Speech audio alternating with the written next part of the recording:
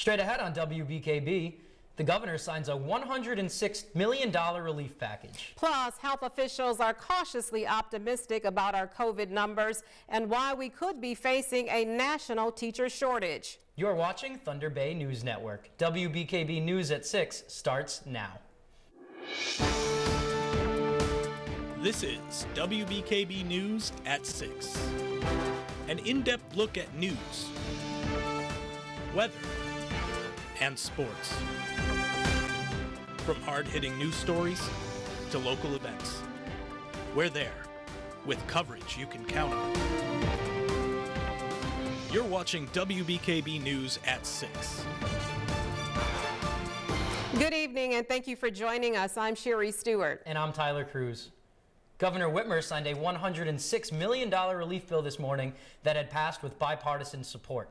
The bill would send $55 million to small businesses impacted by the pandemic. Businesses can apply for grants of up to $20,000. The relief package also allocates $45 million for payments to Michiganders who have lost their jobs or been furloughed to the pandemic. Before this press conference, I signed a bipartisan supplemental budget that includes $106 million in relief to protect families, frontline workers, and small businesses. Whitmer also signed into law a bill extending unemployment benefits for 26 weeks and urged lawmakers to pass a permanent extension when they return to session in January. Also in Congress Tuesday, Senate Majority Leader Mitch McConnell blocked an effort to increase direct stimulus payments from $600 to $2,000. Well, the state's chief medical executive, Dr. Janae Caldoon, says overall she's optimistic that the end of the pandemic is near as vaccines are being distributed across the state and our COVID case numbers are coming down. Speaking to reporters Tuesday, Dr. Caldoon said Michigan's confirmed cases have been declining for more than 38 days and the number of deaths is also coming down. While that's great news, Dr. Caldoon says our progress in preventing the spread of the virus is fragile.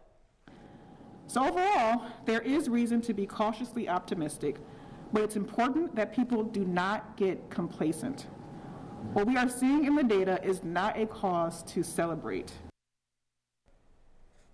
Dr. Caldoon says it only takes one gathering for the virus to spread through multiple households and their close contacts. Michigan is reporting 483,922 cases and 12,282 deaths due to COVID. The city of Alpena's fire department will be staffing the township department's north side station while the township trains and hires new firefighters.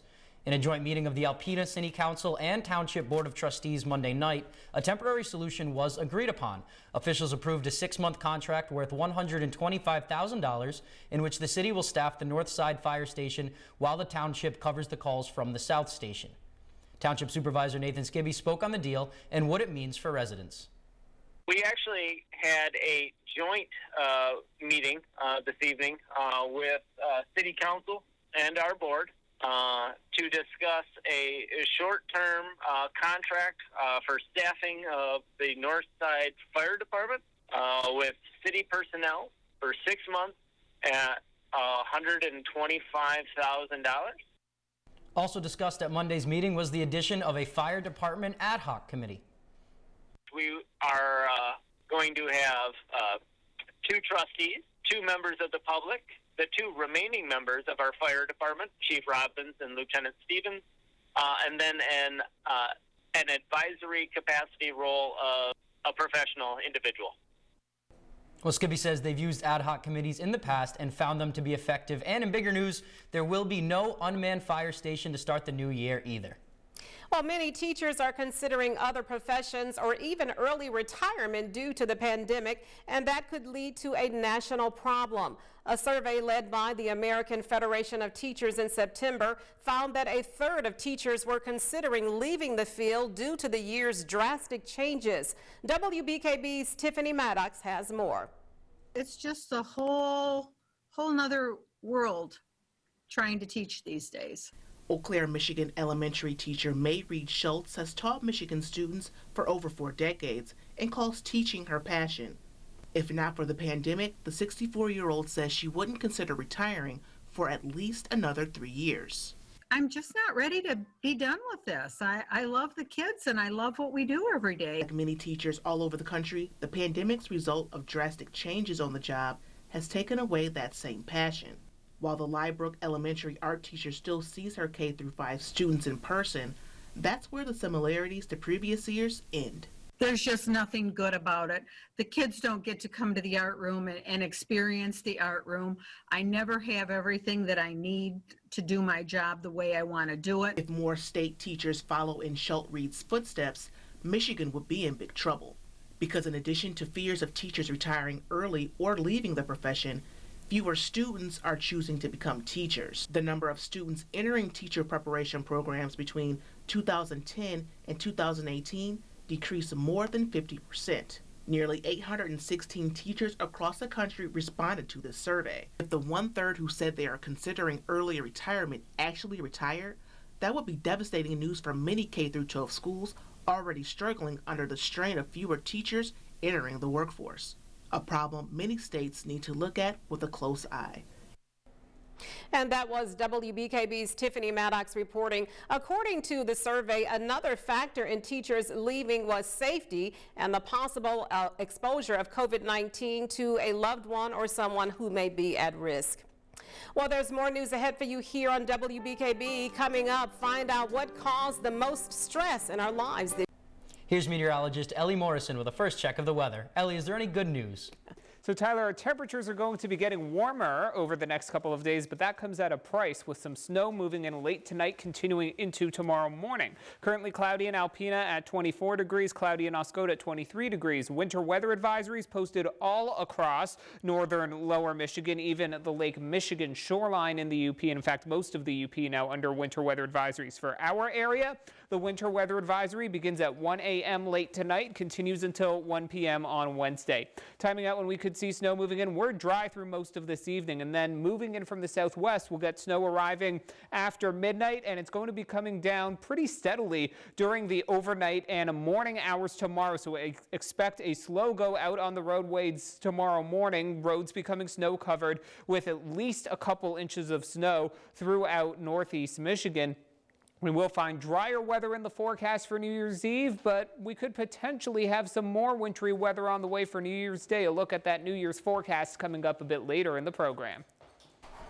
Thanks for that, Ellie. Well, 2020 has certainly been a year of stress for many, and a new survey says the combination of the pandemic along with workplace stress has many Americans feeling more stressed than ever before.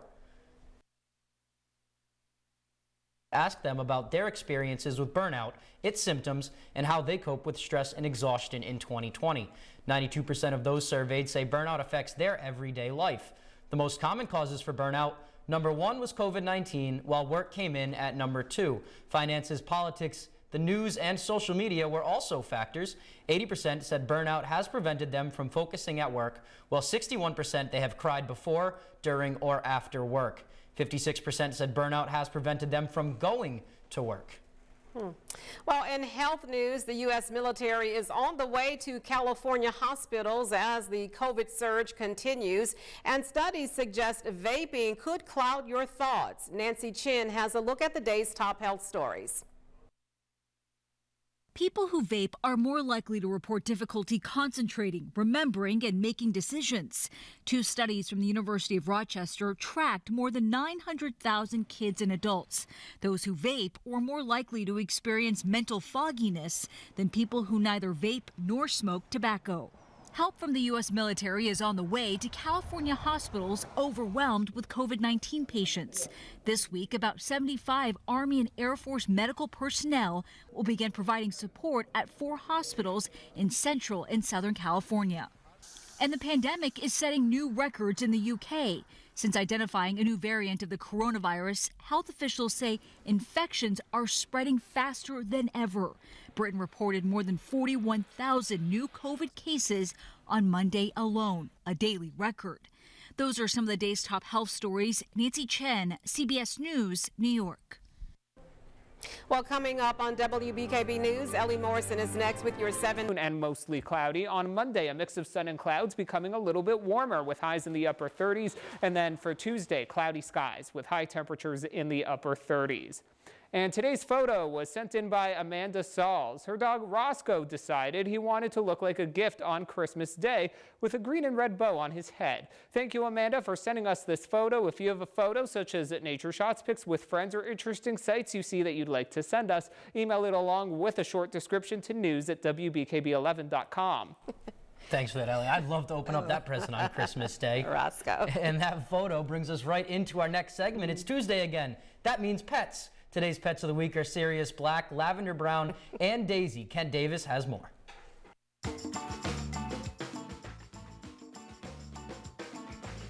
Let's start today's segment with the last kitten at the shelter. This brave little guy is Sirius Black. He's about 2 months old and very bold. Sirius has a very deep purr. It's hard to believe it comes from such a small body. He loves hunting and playing with this one toy in particular. If you adopt him, I advise having this type of toy ready when he comes home. Next up, let's say hello to Lavender Brown. Lavender is a 2-year-old sweetie pie with gorgeous yellow eyes. She wants nothing more than to cuddle up with you and take a rest. Finally, let's meet Daisy. Daisy's 2 years old and weighs a hefty 11 pounds. While overweight for a cat of her size, she's surprisingly active. Daisy loves catnip and chasing around laser pointers. She's looking for someone who will help her reach a healthy weight and give her plenty of cuddles. To learn more about adoption, visit HuronHumaneSocietyInc.org. And that's always a pleasant story. It's my favorite part of the week. We have all of your local sports coverage next, but first, Matt Dzinski is in with a preview. Matt? Thanks, Tyler. Coming up next in sports, I will recap the Michigan State Spartans' latest loss against Minnesota from Monday night. Plus, the Pistons are back on their home floor tonight, looking for their first win of. And welcome back. Well, the holidays have come and gone, and we bet you have some of this lying around the house. What a lot of people may not know is it's recyclable. Here's how. After the fun of the holidays is all over, it's time to clean up the mess. But don't reach for that trash bag too quickly. Most of the paper we use to wrap presents can be recycled properly with the Alpena Resource Recovery Facility. Yes, we do. We accept all kinds of wrapping paper. Just make sure that it's clean and try and get the tape off from it. Other than that, just throw it in the recycling bin in the paper. To recycle your paper, the Resource Recovery Facility accepts drop-offs and has 9 recycling bins placed across Alpena. Not only do they take the wrapping paper off your hands, it will be eventually reused in other materials. The Resource Recovery Facility also accepts any cardboard and tin cans you may have lying around the house after the gift-giving season. Cardboard, plastic, paper, tin, we take everything. Just make sure that we rinse out the tin cans, because we don't like getting food scraps. They just ask one small favor. Keep your pizza boxes in the dumpster. Please, no pizza boxes. So when you're done celebrating, you can make sure all of this gets put in the right place. And that's all we have for you tonight. You can read more about our broadcast stories and get the scoop on other news items online. Just visit WBKB11.com for sports, weather, and news updates anytime, day or night. Or be sure to check us out on our Facebook page and Twitter handle at WBKB11. And that's all we have for you this evening. Be sure to catch us back here tonight at 11 for more. Have a great evening.